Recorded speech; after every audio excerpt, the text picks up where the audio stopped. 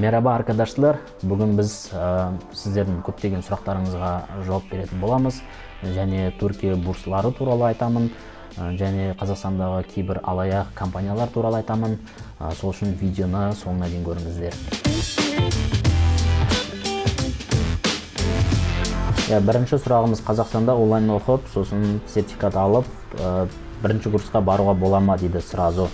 Енді осы орайда офлайн оқыған дұрыс па, онлайн оқыған дұрыс па, осыған тоқталып өтейік, осыны қарастырайық. Мен өзім осы жерге келместен бұрын, осы түрік тілін оқымастан бұрын, түрік тілін вообще білмейтінмін, осы жерге келіп с нуля бастадым. Мен айтайын сіздерге 2-3 ай ішінде менің түрікшем кәдімгідей жақсарды, мен кәдімгі түрік тілін білдім. Оған себеп сіз Түркиядағы әр күніңіз сіз үшін ол практика. Мысалы, сіз сабаққа барасыз, үйге келесіз, тек өтіп жүрмейсіз ғой. Күніге магазинге барасыз, кафеге барасыз, бір түріктермен танысып қаласыз, олармен араласасыз. Оның бәрі сізге практика. Сол үшін сіздің түрікшеңіз тез болады. Бізде мына жақта Тасарида апта сайын, кейде айына 2 рет біз тест тапсырамыз. Дайындық оның бәрі, томерге дайындық. Сол кезде мен жақсы бал алып жүрмін. 90 бал алдым, 100-ден 90 бал алдым. Бұрын оқымасам да, қазір осы жерден с нуля оқып, осындай жоғары бал алып жүрмін. Яғни ол деген сөз, мен жыл соңында тест тапсырған кезде томерден маған жақсы бал алуға возможность бар деген сөз. Менде шанс бар. Ал егер онлайн оқысаңыз, аптасында қанша рет болуы мүмкін ол? 2-3 рет қана болуы мүмкін, 2-3 сағат қана болуы мүмкін. Сонымен соны оқисыз да, одан кейін бітті. Сонымен түрікше бір жерге сырылып қалады да, қайтадан сіз күнделікті үйіңізде ата-аналарыңызбен, қасыңыздағы, айналаңыздағы адамдармен қазақша, орысша қандай адамдар бар, сол тілде сөйлеп, түрік тілі қалып қояды. Сол үшін түрік тіліңіз жай болады. Түйіндесек, сіз онлайн оқып, томерден жоғары бал алуыңыз өте қиын болады. Бір жыл оққан банағы уақытыңыз, ақшаңыз құр бекер кетіп қалмасын. Енді келесі сұраққа жауап берейін. Онлайн оқып жатыр ма студенттер дейді. Осы сұрақтың жауабы жоқ, қазір студенттер бізде офлайн оқып жатыр. Турциядамыз қазір. Тасари академиясында бізге тіл және бакалавр оқитындар ИОС оқып жатыр. Біз магистратура оқитындар IELTS оқып жатырмыз. Бәрі офлайн. Осындамыз. Құдай қаласа келесі жылы университетке түссек, ары қарай да офлайн оқимыз осында, Түркияда. Ал егер басқа мемлекеттерді алатын болсақ, мен білетін ол Қытай. Мен Қытайда болғанмын, ол жақтағы студенттерді танимын. Қытайда қазір пандемияға байланысты онлайнға көшіпті. Олар қазір Қазақстанда онлайн оқып жатыр екен. Солдықтан олар айтады, кейбіреулері біздің сабағымыз нашарлап кетті дейді, онлайн болғандықтан. Сол үшін офлайн оқыған ол жақсы. Айдос, мектепті бітіргенше егер бияқтан түрік тілін үйрене берсе бола ма, или барып үйренген дұрыс па? Конечно, оқыған ол ешқашан артық етпейді, егер сіздің қалтаңыз көтеретін болса. Ал егер сіз лишний раз ақша шығарғыңыз келмесе, біз сияқты Тасариға келіп, по-любому жерде оқисыз, ол томердің бәрін қайттан оқисыз. Мен сияқты с нуля бастап түрікше үйреніп ала салған выгодно. Дұрыс қой, Қазақстанда құр босқа ақша шығарасыз, сосын ана жаққа келесіз, соны қайттан оқисыз. Зачем екі расход жасауға? Ал егер Қазақстанда оқып, мен сояқтан сертификат алып, мен сразу осы жерге түсем десеңіз, егер бір компаниялар сізге солай айтқан болса, сізді олар алдап жатыр. Олар алаяқтар. Оған сенбеңіздер. Себебі Қазақстандағы алған сертификат Турциядағы ешқандай университеттерге жарамсыз. Оны қабылдамайды. Тек осы Турцияда оқыған сертификат қана жарамды бұл жаққа.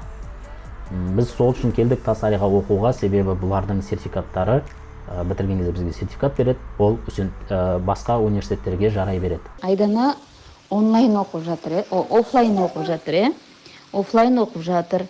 Бізде foundation деген нәрседе оқып жатыр. Бұл foundation, мысалы, шетелге болсын, Турцияға болсын, Европаға, 5 мемлекетке тапсыруға болады деген соны барып шетелге фундейшн оқығанша Қазақстанда оқыған дұрыс деп біз соны зерттеп аштық деген, осыны ашқан балалар ше, жастар ғой бәрі ашқан. Ал енді біз оқыдық, ана күн біз жиналысқа дейін барып қырғын соғысып қайттық барып. Қырғын соғысқанда бардық та, перизат бар. Мысалы біз қайта скидкамен 800 мың теңгеге түстік. Ал перизатничелер 1,5 миллионға түскен. Мысалы үшін ше 1,5 мың төлеп олар оқытып жатыр. Ол фундейшн Қазақстанның сертификаты, ол ешқандай да Турцияға да, ол Европаңа да жарамайды екен. Бұлар әшейін языковый курс сияқты, мысалы Айдана осының фундейшнның алдында барып жүрді ғой, мысалы үшін курсқа аптасына 3 рет, 4 рет баратын, айына 16 мың, 17 мың теңге төлейді. Бұл қазір чисто сондай курс болып жатыр да. Бұл сөйлеп тұрған менің туған әпкем болады, есімі Айнұр, үлкен қызым, яғни менің қарындасым. Айдана сол оқып жатыр қазір, 800 мың теңге төледі. Ол баға даже осы жердегі Түркиядағы біздің оқуымыздан да қымбат. Еще оның нәтижесі де онша емес сияқты. Онша қатты білмей жатыр ғой, майда-шүйде ғана переводын біледі. Бұлай не қатқан жоқ, аптасына 2-3 рет. Сол Том Мерма сол бәлені тапсырады ғой енді бұлар ше. 3 күн болды, тағы да басқа жаққа платный барып жатыр. 1 сағатқа 1000 теңге не қылатын, Ержанның бір помощницасы үйретіп жатыр. Сізден ғой қиын ба деп сұрап жатқан ше. Әңгіме негізі осыдан шықты. Түркшелерің қалай болды деп солай сұрады. Сонымен сөйлесе келе, сол мен әпкемнің алдам қалғанын түсіндім. Еще мысалы үшін сендердікі қашан белгілі болады білмеймін. Мысалы біздің Қазақстанда тапсырғанда Айдана қазір документті просто тапсырды. Олар егер де Айдананы қабылдайтын болса Турция, алатта олар собеседованияға шақырады. Олана бір где-то апрель-майларда шақырады екен. Бұл сияқты компаниялар Түркиядағы Түркия бурслары деген бағдарламаға сеніп тұрған сияқты. Бұл туралы біраздарыңыз білетін шығарсыздар, себебі Түркияда оқығысы келетін студенттер осы туралы информация іздейді интернеттен. Осы бағдарлама бойынша оқысы келеді. Егер білмейтін болсаңыздар, мен қысқаша түсіндіріп кетейін. Бұл Түркия бурслары деген атын өзі айтып тұр. Түркиядағы гранттар. Ол грантты сіз ұтып алсаңыз, керемет. Сіз өте қалай жолы болғыш адамсыз. Себебі сіз ол грантты алсаңыз, сізге оқу тегін болады. Сол оқу біткенше 4 жыл оқисыз ба, 5 жыл оқисыз ба, содағы общежитие тұратын жеріңіз тегін болады. Және сізге стипендия төлейді. Сосын сіздің бері қарай келген, кейін оқу біткеннен кейін еліңізге қайтатын самолеттің бағасын төлейді. Страховка ішінде бәрі бар. Күшті. Бірақ оған түсу өте қиын. Неге дейсіздер? Себебі оған бәрі қызығады, оған түскісі келетіндер өте көп. Сол себептен. Я поступила в Турцию, в Стамбул, по стипендиальной программе Туркия Бурслары. Туркия Бурслары – это программа, по которой можно поступить в Турцию без каких-либо экзаменов и абсолютно бесплатно. Вы можете пройти собеседование на 3 языках. То есть не обязательно знать турецкий язык. Вы можете пройти собеседование на языке вашей страны официальном. То есть у нас это русский язык, в Украине украинский язык, поскольку будет переводчик. Либо на английском, если вы знаете турецкий, можете пройти на турецком. Бұрын 3-4 жыл бұрын бұл грант туралы көбісі білмейтін. Білетін адамдар интернеттен тауып, өздері іздеп, заявка беріп, солай түсті. Ол кезде шанс 50-50 болатын. Сол білмегендіктен конкуренция аз болды десе де болады. Ал қазір уже көбі біле бастады бұл бағдарламаны, потому что түскендердің достары бар, таныстары бар. Сосын қазір YouTube'да да көп видеолар. Ал уже қазір түскісі келетін адамдардың количествосы көп болып кетті. Ал грант тек сол. Сол үшін егер сізге бір компаниялар, елі болмаса бір адамдар сізге сол жаққа түсіріп береміз, Түркия бурсларына сізді түсіріп береміз, сізді дайындаймыз, біз оны білеміз, қалай тапсыру керек, біз оқыдық деп айтатын болатын болса, сенбеңіздер. Себебі ол жаққа түсудегі именно қандай критерияларға қарайтыны белгісіз. Ол банағы адамдар кезінде түсті, оларға просто повезло. Ой, а что это такое? Так интересно. Я туда закинула тоже свои все журналистские проекты, статьи. Также еще были доклады со второго курса. Их это очень заинтересовало. Поэтому, ребят, все, что у вас есть, запихивайте в свое портфолио. Это будет реально плюсом, большим плюсом. Даже мое портфолио не было таким огромным. У меня было всего несколько грамот, мои аттестаты за 9 класс, за 11 класс. Мне кажется, главное в этом портфолио — это чем-то зацепить их, дать им повод вас что-то спросить. Даже бұл жерде түркше білуіңіз де керек жоқ. Өзіңіз ақ үйде интернет арқылы заявка толтырып, өзіңіздің тіліңізде, қазақ тілінде, кез келген тілде жазып, онлайн жібересіз, болды, тек жауап күтесіз. Бұл бір лотереядан машина ұтып алған сияқты. Кез келген адам ұтып ала алмайды. Бірінші студенттерді шақырғанда әдемілеп шақырады да, 5 мемлекетке тапсыра аласыңдар, өзіміз бәрімін қатырамыз, жоямыз, баланы полный дайындаймыз, 100%, 90% гарантия, что ваши дети будут поступать в любой вузға, Европа 5 мемлекетке деп сөйткен. Ал енді қазір олай емес, ой, Қазақстан бойынша, дүниежүзі бойынша Турцияға 15 000 адам тапсырады, соның ішіне қазақстандықтан 200-ін ғана алады.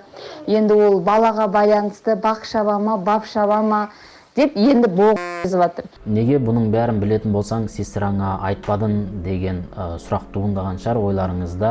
Мен қайталап айтайын. Мен осы Турциядан оқымастан бұрын мен ешқандай информация білмейтін едім. Мен тек өзімнің танитын Global Students компаниясына келдім. Олар маған бүкіл информацияны айтты.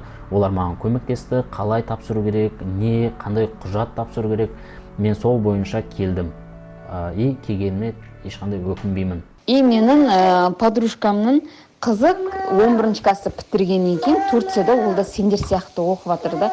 Сол айтты, мен талай осындай Қазақстанның фундейшндарына алданып, қырылысып, сендердің сертификаттарында туалетке барғанға да жарамайды деп қырылысып, ақшамды қайтарып алдым, ана сертификатына 40 000 теңге бергем. Сөйтіп жынданып, қазір Турцияда оқып жатыр, оказывается, сояққа барып оқып, сол жаққа тапсырған намного лучше екен деді. И мен Алматпен сөйлесем, Алматта сөйтіп айтады. Бір жыл кеп, осы жақтан тілді үйреніп, но Германияда ол 8 миллион тұрады екен ше. Үйреніп, сөйтіп тапсырған жақсы деп сөйдетті. Сосын оказывается, солай екен, көпсінен білсем, сол мемлекеттің өзіне бар бір жыл тілім полностью оқып, сосын бар университеттеріне тапсырған намного лучше екен. Сестрам да білген жоқ, мен де білген жоқпын. Сол білмегендіктің кесірі 800 000 теңге болды. Ал енді сіз қазір көріп тұрсыз, ешқандай рисковать етпеңіз. Сұрақтарыңыз болса, дереу Global Students компаниясына барыңыздар. Сіздерге олар түсіндіріп береді. Олардың бұл жағынан опыттары көп, уже қанша жыл болды істеп келе жатқандарына. Даже маған өткенде iOS-тың келесі жылы iOS-тың бағдарламалары өзгереді екен, системасы өзгереді екен деген информация айтып жатыр. Даже мен мына жақта жүріп ол туралы білмеймін, олар уже келесі жылы болатын нәрсені біліп тұр. Достар, осы видеода сіздердің көптеген сұрақтарыңызға жауап бердім деген ойдамын. Жақсы информациялар берді деген ойдамын. Онда келесі кездескенше біздің видеоларды күтіңіздер, арнамызға жазылыңыздар. Сау болыңыздар.